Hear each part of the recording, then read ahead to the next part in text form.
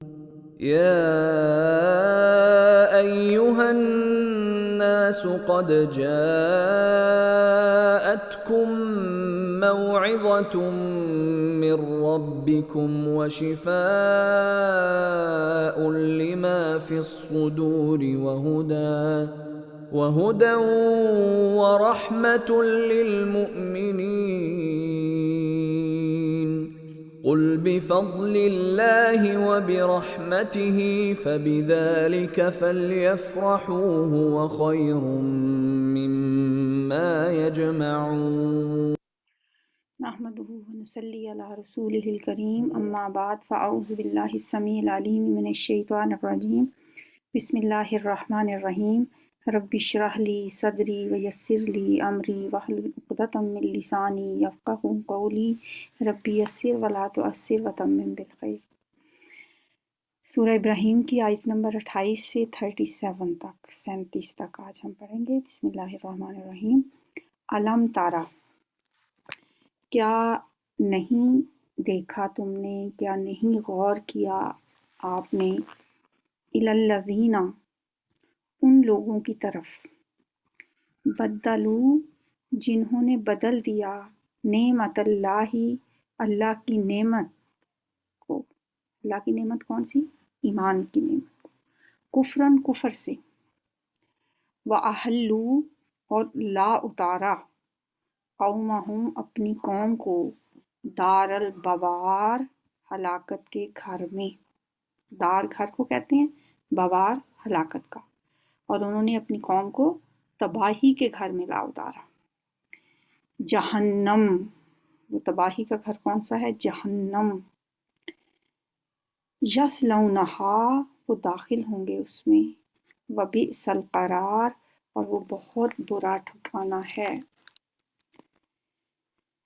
اہل مکہ مراد ہیں اس سے، خصوصی طور پہ تو ویسے عام بھی ہے یہ آیت، کہ وہ لوگ جن کو اللہ نے ہدایت کی نعمت سے نوازا تھا، ہدایت ان کے نصیب میں کر دی تھی، پھر انہوں نے ہدایت ہاتھ سے دے کر گمراہی خرید لی، ضلالت خرید لی۔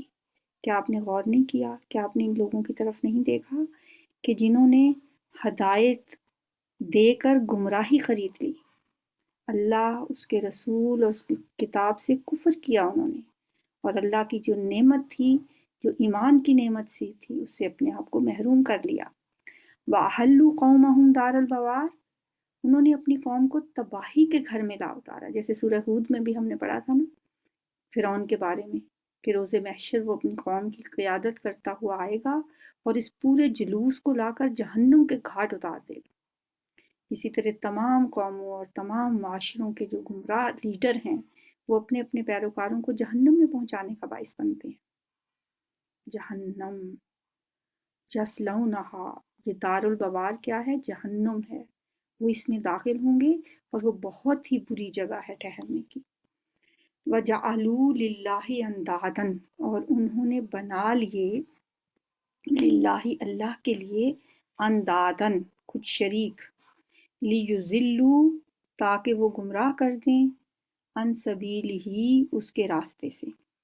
قل کہہ دیجئے، تمتعوا، تم فائدہ اٹھا لو، فإن مصیرکم، پھر بے شک تمہارا لوٹنا، مصیرکم، لوٹنا، کم تمہارا، الی النار، آگ کی طرف ہوگا۔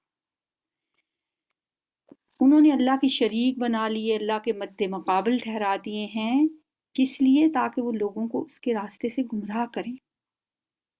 انداد جو ہے یہ جمع ہے ند کی، ند، یہ ہم نے سورہ بقرہ میں بھی پڑھا تھا نا، فَلَا تَجْعَلُوا لِلَّهِ أَندَادًا، تو نہ مقرر کرو اللہ کے مد مقابل، اللہ کے مد مقابل نہ ٹھہراؤ۔ انہوں نے جھوٹے معبود بنا کر لوگوں کو اللہ کی بندگی سے ہٹایا ہے، یہ اللہ کی عبادت سے لوگوں کو ہٹانا چاہتے ہیں، اس لیے انہوں نے یہ جھوٹے معبود کھڑے ہوئے ہیں۔ یہ جو بات ہے نا کہ اللہ کے ساتھ کسی کو مد مقابل ٹھہرانا، یہ ایک بڑی اہم بات ہے۔ اس کی نزاکت کا اندازہ کرنا ہو نا، تو وہ نبی صلی اللہ علیہ وسلم کے وہ جو ایک واقعہ ہے کہ ایک دفعہ نبی صلی اللہ علیہ وسلم کے پاس ایک صحابی آئے کسی بات کے بارے میں، انہوں نے کہا کہ ما شاء اللہ و ما شئت، جو اللہ چاہے اور جو آپ چاہیں۔ آپ نے فوراً انہیں ٹوک دیا اور فرمایا اجا التنی للہ ندا، کیا تو نے مجھے اللہ کا مد مقابل بنا دیا جو تم نے یہ کہا جو اللہ چاہے اور جو آپ چاہیں؟ یہ نہ کہو، بلکہ کہو ما شاء اللہ وحدہ، جو اکیلا اللہ چاہے، یعنی مشیت اللہ ہی کی ہے، جو ہوگا اس کی مرضی سے ہوگا، اختیار صرف اسی کا ہے اور کسی کا کوئی اختیار نہیں، چاہے وہ نبی صلی اللہ علیہ وآلہ وسلم ہی کیوں نہ ہو۔ آپ بھی اللہ کی مرضی کے پابند تھے اور انہوں نے بنا لیے ہیں اللہ کے کچھ مد مقابل تاکہ لوگوں کو اس کے رستے سے گمراہ کر دیں۔ آپ انہیں کہو فائدہ اٹھا لو، دنیا میں چند دنوں کی زندگی ہے، یہ جتنا فائدہ اٹھا سکتے ہو اٹھا لو، پھر یقیناً تمہارا لوٹنا تو آگ ہی کی طرف ہے نا۔ قل لعبادی الذین آمنوا، ہے نبی صلی اللہ علیہ وسلم کہہ دیجیے میرے بندوں کو، لعبادی میرے بندوں کو۔ جب بھی یہ لفظ میں دیکھتی ہوں نا، عبادی اللہ فرمائے، بڑی اپنائیت، بڑی محبت، بڑا ایک انسیت سی محسوس ہوتی ہے۔ اللہ تعالیٰ کہ انسان کہہ کے بھی بلا سکتے ہیں، اللہ صرف بندے بھی کہہ سکتے ہیں، اے بندو، اے لوگو، اے انسانو، لیکن جب جہاں بھی آتا ہے نا، ایک جگہ ہے وَإِذَا سَأَلَكَ عِبَادِي أَنِّي فَإِنِّي قَرِيب، جب آپ سے سوال کرتے ہیں میرے بندے میرے بارے میں تو انہیں بتا دیں کہ میں ان کے قریب ہی ہوں۔ وہ بھی بڑی پیاری آیت۔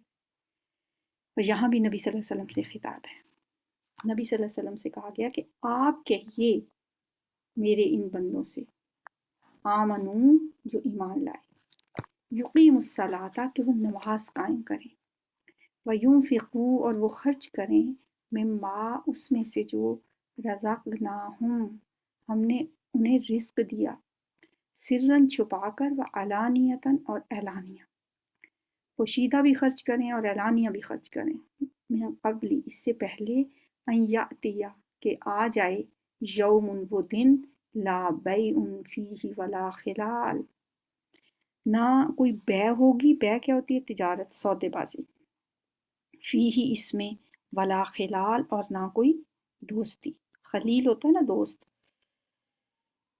نہ کوئی تجارت ہوگی اس میں اور نہ کوئی دوستی ہوگی۔ یہ بات جو ہے نا کہ یہاں یہ کیوں نہیں کہا جا رہا کہ اے ایمان والو تم یہ کر لو، بلکہ یہ کہا جا رہا ہے کہ اے نبی صلی اللہ علیہ وسلم آپ کہیے ان کو۔ یہ الفاظ جو ہیں رسول اللہ صلی اللہ علیہ وسلم کو مخاطب کر کے اہل ایمان کو بالواسطہ حکم دیا جا رہا ہے، یا ایھا الذین آمنوا کے الفاظ سے اہل ایمان کو ڈائریکٹ مخاطب نہیں کیا گیا۔ کوئی بھی حکمت اس میں ہو سکتی ہے، لیکن جیسا کہ ہم دیکھتے ہیں کہ مکی صورتوں میں مومنوں سے ڈائریکٹ خطاب ہمیں بہت کم ملتا ہے، بلکہ کہیں بھی نہیں نظر آتا۔ جہاں بھی مومنوں کو خطاب کیا گیا ہے، یہ بات میں نے پہلے بھی آپ کو بتائی تھی، وہ نبی صلی اللہ علیہ وسلم کی وساطت سے کیا جاتا ہے۔ ڈاکٹر اسرار احمد اس سلسلے میں کہتے ہیں کہ ہو سکتا ہے اس کا یہ مطلب ہو کہ مسلمان مدینہ جا کے ہی ایک امت بنے ہیں، ابھی مکہ میں مسلمان ابھی ایک امت نہیں تھے، امت کا درجہ مدینہ میں آ کے تحویل قبلہ کے بعد ملا ہے۔ پچھلے 2000 برس سے امت مسلمہ کے منصب پر یہودی فائز تھے، انہیں اس منصب سے معزول کیا گیا اور رسول اللہ صلی اللہ علیہ وسلم کی امت کو امت مسلمہ کا درجہ ملا، اور تحویل قبلہ جو ہے وہ اس تبدیلی کی ایک ظاہری علامت قرار پایا۔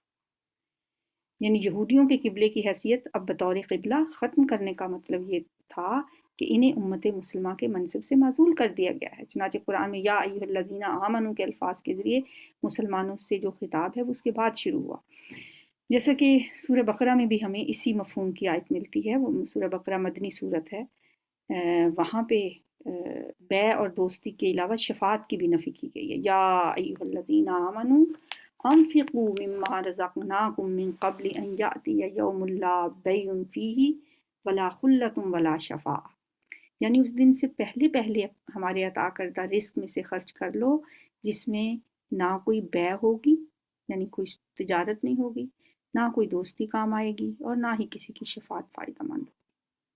بالکل ایسے ہی مفہوم کی یہ بھی آیت ہے، جیسے کہ پہلے بھی میں نے آپ کو بتایا تھا کہ یہ جو صورتیں تھیں دونوں، ان میں کافی آیات کی مشابہت پائی جاتی ہے سورہ بقرہ کی آیات کے ساتھ۔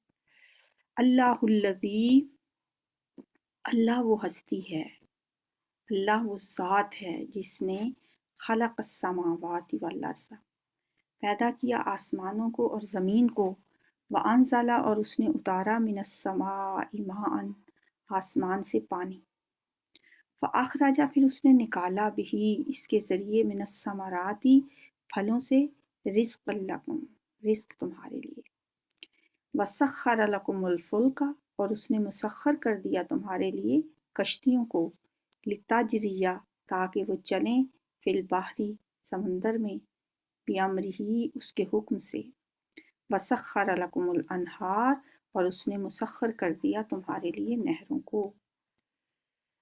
اللہ وہ ہستی ہے جس نے آسمانوں اور زمین کو بنایا اور آسمان سے پانی اتارا، پھر اس پانی کے ذریعے پھلوں سے تمہارے لیے رزق مقرر کیا، رزق نکالے تمہارے لیے، اور اس نے تمہارے لیے مسخر کر دیا کشتیوں کو تاکہ وہ چلیں سمندر میں اس کے حکم سے، وسخر لکم الانہار، اور اس نے مسخر کر دیا تمہارے لیے نہروں کو۔ یہ اللہ تعالیٰ کی قدرت کی نشانیاں یہاں بیان کی جا رہی ہیں کہ اللہ ہی وہ ہستی ہے جو تمہارے لیے یہ ساری چیزیں بناتا ہے، پیدا کی ہیں اس نے تمہاری سہولت کے لیے، تمہارے فائدے کے لیے۔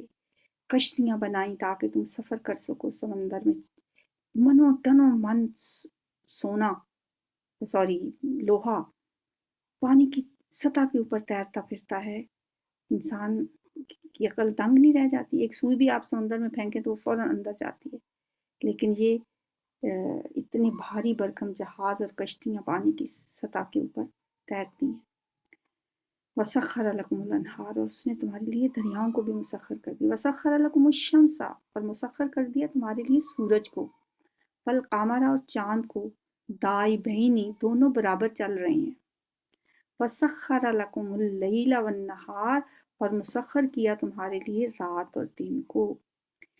ان تمام چیزوں کو گنوانے سے انسان کو اللہ کیا بتانا چاہتا ہے کہ زمین اور آسمان کی وسعتوں میں اللہ کی تمام جو تخلیقات ہیں اور فطرت کی جو تمام قوتیں ہیں، یہ سب کی سب انسان کی خدمت میں لگی ہوئی، وہ اس لیے کہ اس کائنات میں انسان ہی ایک ایسی مخلوق ہے جو سب سے اعلیٰ ہے۔ اللہ نے اسے سرتاج کائنات بنایا، اشرف المخلوقات بنایا، وَلَقَدْ كَرَّمْنَا بَنِي آدم کا تاج اس کے سر پہ سجایا، اور پوری کائنات اس کے لیے سجا دی، تمام چیزوں کو اس کے تابع کر دیا، ہر چیز کچھ بالواسطہ یا بلا واسطہ اس کی ضرورت پوری کر رہی ہے،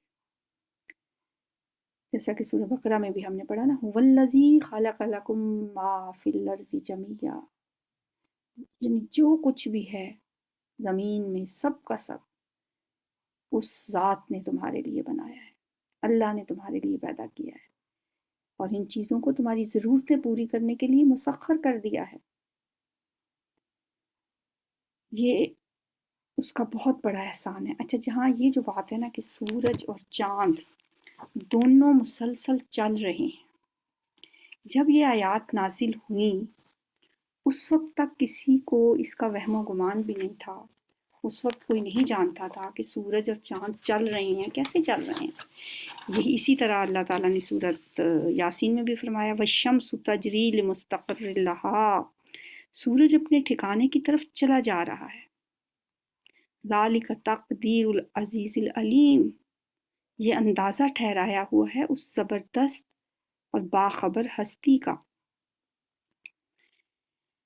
یہ بات اس کے بعد جب کچھ پچھلی صدیوں میں، بلکہ 15ویں صدی کی بات ہے، ایک مشہور سائنسدان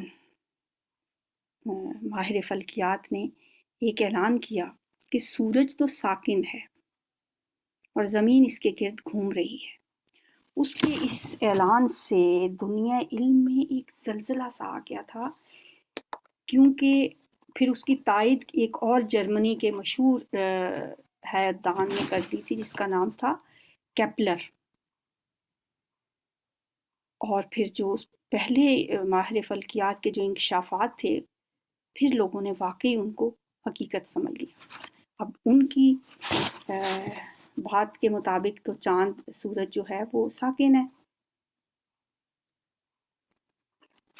الحمدللہ، جبکہ اس آیت کی روح سے سورج متحرک ہے۔ اس لیے دنیا اسلام میں بڑا بے چینی سی اور اضطراب کی لہر دوڑ گئی۔ اس وقت مسلمانوں کے پاس اتنا علم تو تھا نہیں کہ، اور نہ ہی ان کے پاس ایسی دوربینیں تھیں اور نہ تجربہ گاہیں تھیں کہ وہ اس انکشاف کی تردید کر سکتے۔ آخر قرآن کی حفاظت کرنے والے رب نے خود قرآن کی تائید کا انتظام کر دیا۔ خود قرآن کی حفاظت کا ذمہ اللہ نے خود لیا ہے نا، فرمایا انا نحن نزلنا الذکر وانا لہ لحافظون۔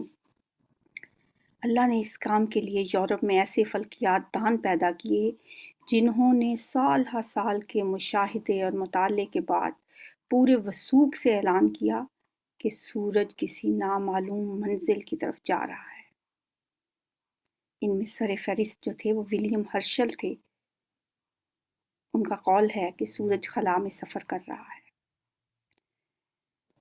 اور یہ سورج کی منزل کیا ہے اس کی وضاحت تو نہ قرآن نے کی ہے نہ ہی ہرشل نے کی، لیکن قرآن نے 1400 سال پہلے جو دعویٰ کیا تھا وہ مغرب کو آخرکار تسلیم کرنا پڑا۔ تو اللہ کا کلام جو ہے، بے شک بعض باتیں اس کی ایسی ہیں جن پہ اس وقت لوگوں کو اس کا نہیں پتہ تھا، لیکن with the passage of time جیسے جیسے تحقیقات ہو رہی ہیں بہت سی چیزیں ہمارے سامنے آ رہی ہیں۔ یہ اللہ کا کلام ہے اور اس کے اپنے اعجازات ہیں۔ آگے چلتے ہیں جی۔ وَآتَاكُم مِّن كُلِّ مَا سَأَلْتُمُوهُ، اور اس نے دی تمہیں ہر چیز میں سے جو تم نے اس سے مانگا۔ وَإِن تَعُدُّوا، اور اگر تم گنو نعمت اللہ، اللہ کی نعمتوں کو، لا تحصوها، تو تم نہیں شمار کر سکو گے اسے۔ ان الانسان، بے شک انسان، لظلوم کفار، بے شک بڑا ہی ظالم اور بہت ناشکرا ہے۔ یہ فعال کے وزن پہ ہے، کفار، کاف کی زبر کے ساتھ، کفار مبالغے کا صیغہ، یعنی ناشکری میں بہت ہی بھرا ہوا۔ وَآتَاكُم، اور اس نے تمہیں دیا جو تم نے اس سے مانگا۔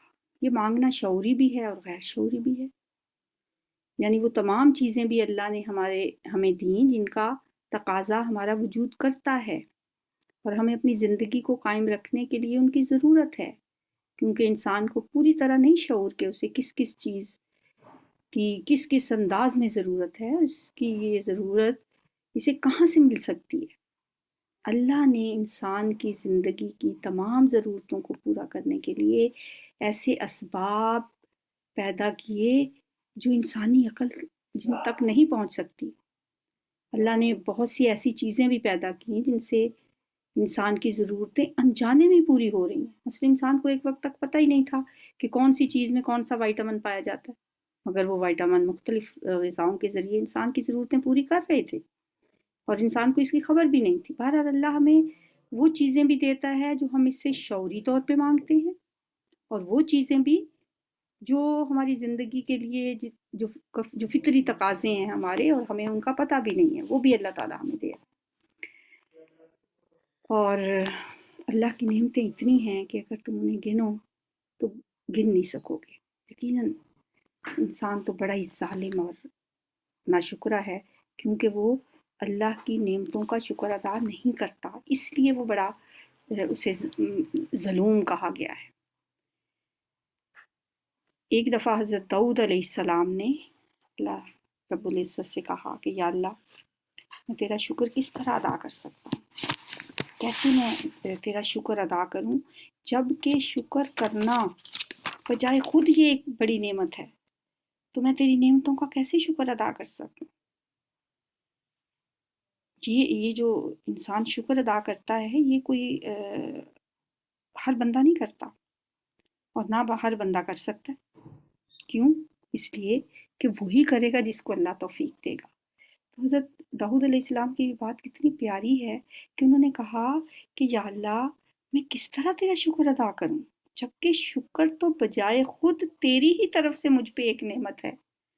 اگر میں شکر ادا کرنے کا سوچتا ہوں، اس سے بڑی اور نعمت کیا ہوگی؟ تو اللہ رب العزت نے فرمایا اے داؤد اب تو نے میرا شکر ادا کر دیا، جب کہ تو نے یہ اعتراف کر لیا کہ یا اللہ میں تیری نعمتوں کا شکر ادا کرنے سے قاصر ہوں، میں تیری نعمتوں کا شکر ادا کر ہی نہیں سکتا، اب تم نے میری نعمت کا شکر ادا کر۔ تو اللہ کی نعمتوں پر شکر ادا کرنے سے غفلت کی وجہ سے انسان اپنے نفس کے ساتھ ظلم کرتا ہے، اس لیے اسے کہا گیا ہے ان الانسان لظلوم کفار، بالخصوص کافر جو بالکل ہی اللہ سے غافل ہیں۔ وَإِذْ قَالَ ابراہیم، اب یہاں سے پھر حضرت ابراہیم علیہ السلام کا تذکرہ شروع ہو رہا ہے۔ اس سے پہلے بھی ہم یہ پڑھ کے آئے ہیں سورہ بقرہ میں بھی، اب پھر اور جب کہا ابراہیم علیہ السلام نے رب اجعل، اے میرے رب بنا دے، ھذا البلد، اس شہر کو، آمناً، امن والا، وجنبنی، اور دور رکھ مجھے، وبنیہ، اور میرے بیٹوں کو، ان نعبد الاصنام، یہ کہ ہم عبادت کریں، اصنام صنم کی جمع ہے، بتوں کو کہتے ہیں، یہ کہ ہم بتوں کی عبادت کریں۔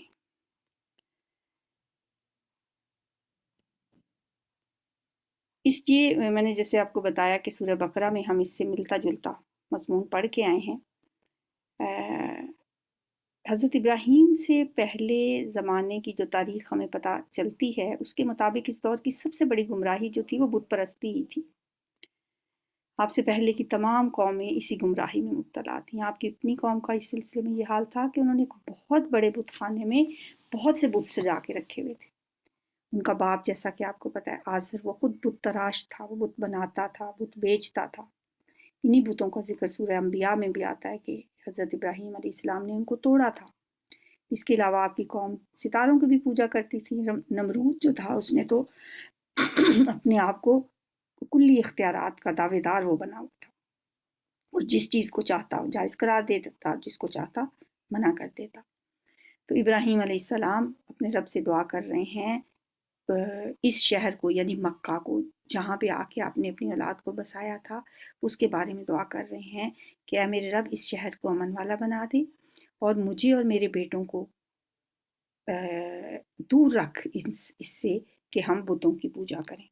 اور پھر دعا کرتے ہیں ربی، اے میرے رب، انہن، بے شک انہوں نے، کنہوں نے؟ ان بتوں نے، اضللنا، گمراہ کر دیا ہے، کثیر من الناس، بہت سے لوگوں کو، فمن تابعنی، پس جو کوئی میری تابع داری کرے گا، جو میری پیروی کرے، فإنہ منی، پس بے شک وہ تو مجھ سے ہے، ومن عصانی، اور جس نے میری نافرمانی کی، فإنک، پس بے شک تو، غفور الرحیم، بہت بخشنے والا، بہت مہربان ہے۔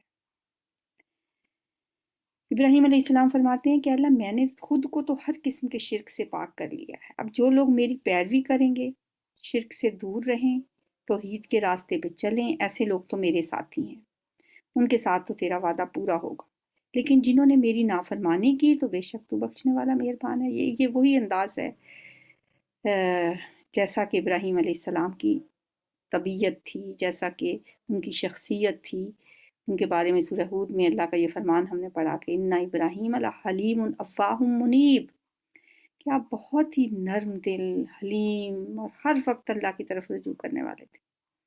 پھر گناہ گاروں کا ذکر جب ہوا تو آپ نے اللہ کی صفات غفاری اور رحیمی کا ذکر کرنے پر ہی اکتفا کیا، جیسے کہ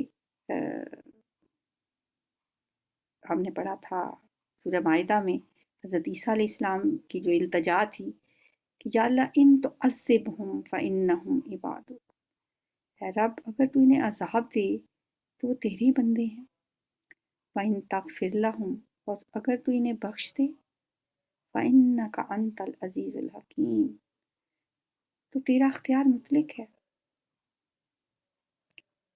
اگر تو انہیں معاف کر دے تو بھی تیرے اختیار اور تیری حکمت پر کوئی اعتراض کرنے والا نہیں، اور اگر تو عذاب دے بے شک وہ تیرے ہی بندے ہیں۔ یہی انداز ابراہیم علیہ السلام کا ہے، وہ بھی یہی کہتے ہیں یا اللہ جو کوئی میری نافرمانی بھی کرے گا فَإِنَّكَ غَفُورٌ الرحیم، تو بہت ہی بڑا غفور بخشنے والا اور بہت مہربان ہے۔ ربنا، اے ہمارے رب، اب یہاں پہ جمع کا صیغہ انہوں نے اختیار کر لیا، ہو سکتا ہے اس وقت ساتھ ان کے اسماعیل علیہ السلام بھی ہوں گے۔ انی، بے شک میں نے، اسکنتو، میں نے آباد کیا، من ذریتی، اپنی اولاد کو، یعنی اولاد پوری نہیں، اولاد میں سے، من کا مطلب ہے کہ ان کے تو 8 بیٹے تھے، لیکن یہاں پہ لا کے جن کو بسایا وہ تو اسماعیل علیہ السلام۔ بوادن غیر ذی زرع، ایک ایسی وادی میں جو بن کھیتی والی ہے، غیر ذی زرع، ذی زرع کھیتی والی، غیر ذی زرع نہیں ہے کھیتی والی، بوادن وادی، جو ایسی وادی ہے جو کھیتی والی نہیں ہے، کیونکہ مکہ میں کوئی ایسے کھیتی باڑی نہیں تھی، پانی نہیں تھا، بے آب و گیا صحرا میں لا کے آباد کیا تھا ابراہیم علیہ السلام نے اپنی اولاد کو، تو اب ان کے لیے دعا کر رہے ہیں۔ اس سے ہمیں یہ بھی پتہ چلتا ہے کہ اپنی اولاد کے لیے دعا بھی کرنی چاہیے انسان کو، جیسے کہ نبی صلی اللہ علیہ وآلہ وسلم سے اللہ نے فرمایا تھا وَأَنذِرْ عَشِيرَتَكَ الْأَقْرَبِينَ، اپنے قریبی رشتہ داروں کو ڈرائیے، اور نبی صلی اللہ علیہ وسلم نے خود بھی فرمایا قُوا أَنفُسَكُمْ وَأَهْلِيكُمْ نَارًا، اپنے آپ کو بھی اور اپنے گھر والوں کو بھی آگ سے بچاؤ۔ تو ابراہیم علیہ السلام بھی یہاں پہ کہہ رہے ہیں اے ہمارے رب، میں نے اپنی کچھ اولاد اس بے کھیتی کی وادی میں تیرے حرمت والے گھر کے پاس بسائی ہے، ان دا بیتک المحرم، تیرے حرمت والے گھر کے پاس۔ اس سے بھی یہ بھی پتہ چلتا ہے کہ گھر کے نشانات وہاں موجود تھے، پہلے حضرت آدم علیہ السلام نے بھی یہ گھر بنایا تھا، پھر انہی بنیادوں پہ اللہ کے رسول حضرت ابراہیم علیہ السلام اور اسماعیل علیہ السلام نے یہ گھر بنایا۔ کیوں بنایا میں نے؟ ربنا لیقیم الصلاۃ، اے ہمارے رب تاکہ وہ قائم کرے نماز، فجعل، پس تو بنا دے، افئدہ، دل، تب من الناسی، لوگوں میں سے کچھ لوگوں کے، تو کر دے لوگوں میں سے کچھ کے دلوں کو تہوی، کہ وہ مائل ہوں الیہم، ان کی طرف، وارزقہم، اور انہیں رزق دے، من الثمراتی، پھلوں میں سے، لعلہم یشکرون، تاکہ وہ شکر ادا کریں۔ اس دعا کی اگر تاثیر دیکھنی ہو نا تو ہم مکہ میں جا کے کوئی بھی جب حج کے لیے جاتے ہیں یا عمرے کے لیے جاتے ہیں تو ہمیں نظر آتی ہے کہ مکہ جیسی بے آب و گیا سرزمین جہاں کوئی پھلدار درخت نہیں ہوتا تھا، اب دنیا بھر کے میووں اور پھلوں سے بھری ہوئی ہوتی ہے، لاکھوں افراد وہاں پہنچ جاتے ہیں، پھلوں کی فراوانی میں پھر بھی کوئی کمی نہیں آتی، اور کہا جاتا ہے کہ یہ دعا خانہ کعبہ کی تعمیر کے بعد مانگی گئی، جبکہ پہلی دعا امن والا بنا دے اس وقت مانگی جب اپنی اہلیہ اور اپنے بچے کے ساتھ اسماعیل کو اللہ کے حکم پر وہاں چھوڑ کر گئے تھے۔ اب یہ جو ہے کہ من کا لفظ جو آتا ہے، من الناس، کچھ، افئدۃ من الناس، کچھ لوگوں کے دل، یہ نہیں کہا کہ افئدۃ الناس، لوگوں کے دلوں کو، اگر ایسا کہا جاتا تو پھر تو ہر مذہب کے لوگ مکہ پہنچتے۔ من الناس کے من کی وجہ سے یہ دعا جو ہے یہ مخصوص ہو گئی ہے مسلمانوں کے لیے۔ فجعل افئدۃ من الناس، تو لوگوں کے دلوں کو اس طرف مائل کر دے، اور دیکھیں اللہ نے کیسے مائل کیا۔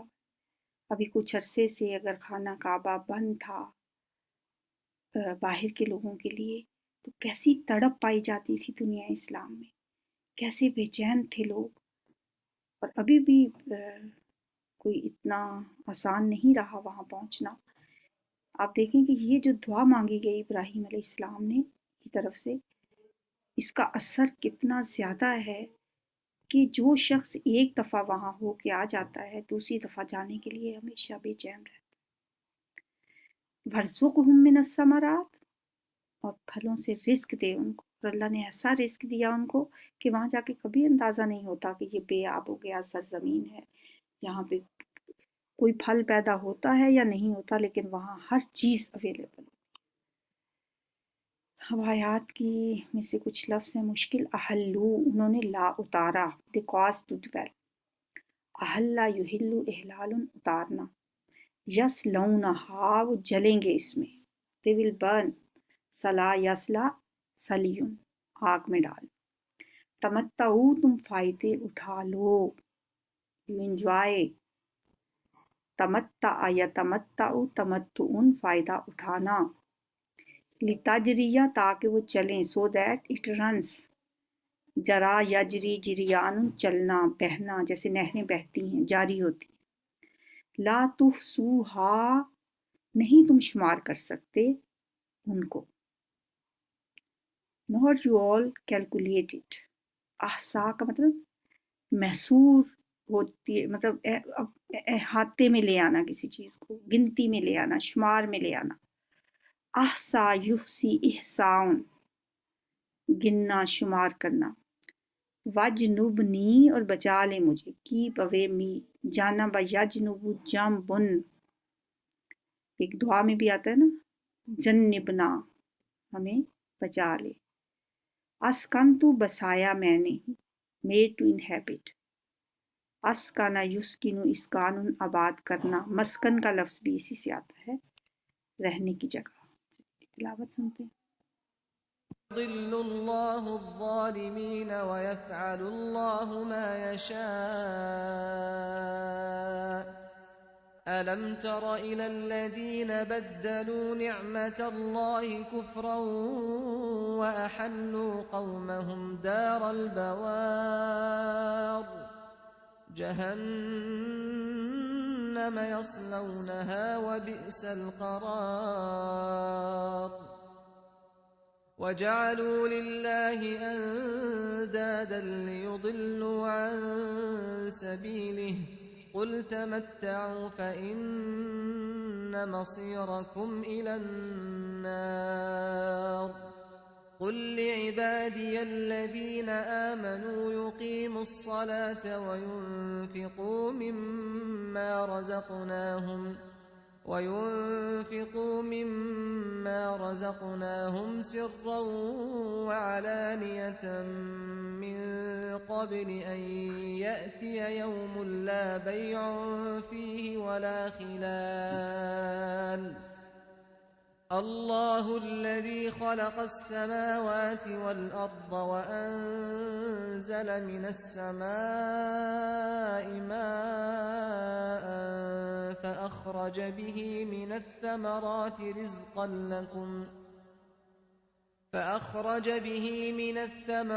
رزقا لكم وسخر لكم الفلك لتجري في البحر بأمره وسخر لكم الأنهار